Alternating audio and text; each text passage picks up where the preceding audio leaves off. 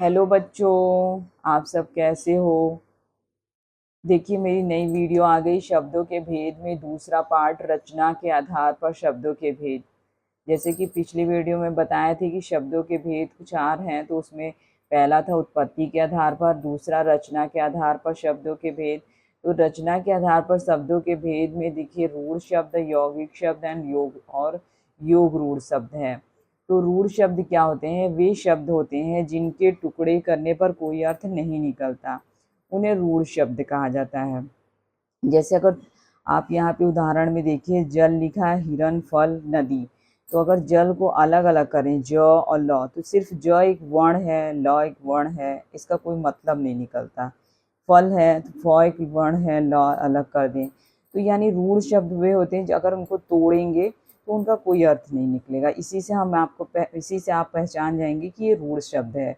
ऐसे एग्ज़ाम में आता है, कई सारे ऑप्शन रहते हैं, उसमें शब्द लिखे होते हैं, उसमें पहचानना होता है कि रूढ़ शब्द क्या हैं, कौन से हैं। तो आप इसी तरीके टुकड़े करके देखिएगा, अगर उनके अर्थ नहीं निकलते वही शब्द रूढ़ शब्द होंगे।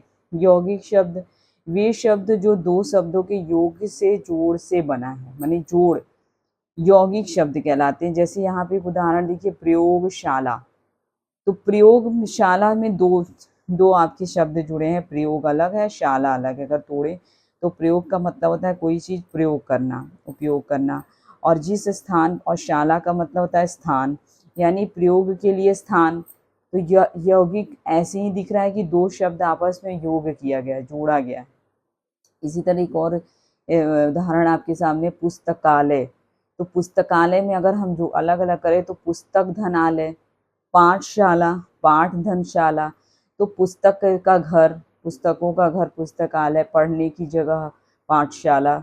इसी प्रकार योग रूढ़ शब्द देखिए, वे शब्द ये भी यौगिक शब्द ही है, लेकिन इसमें जो है इसका अर्थ जो है वो अलग अर्थ आता है। वे शब्द जो दो शब्दों के योग यानी जोड़ से बनते हैं किंतु वे एक अलग अर्थ देते हैं, उन्हें योग रूढ़ शब्द कहते हैं। जैसे हिमालय। तो हिमालय में हिम धनालय है, लेकिन इसका एक पर्वतों के राजा का अर्थ दे रहा है।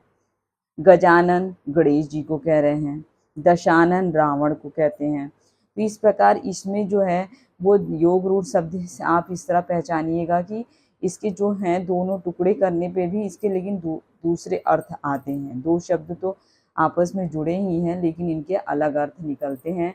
इस प्रकार हम शब्दों के भेद में रचना के आधार पर शब्दों के भेद को जान पाए हैं। रूढ़ शब्द, यौगिक शब्द और योग रूढ़ शब्द हम किस प्रकार पहचाने, ये आपका यहाँ पे आसान सा तरीका दिया है। तब तक के लिए धन्यवाद। अगली वीडियो के लिए, मेरी वीडियो आपको अच्छी लगे तो लाइक, शेयर, सब्सक्राइब ज़रूर करिएगा। मेरी इसके लिए बहुत बहुत धन्यवाद। तब तक के लिए बाय।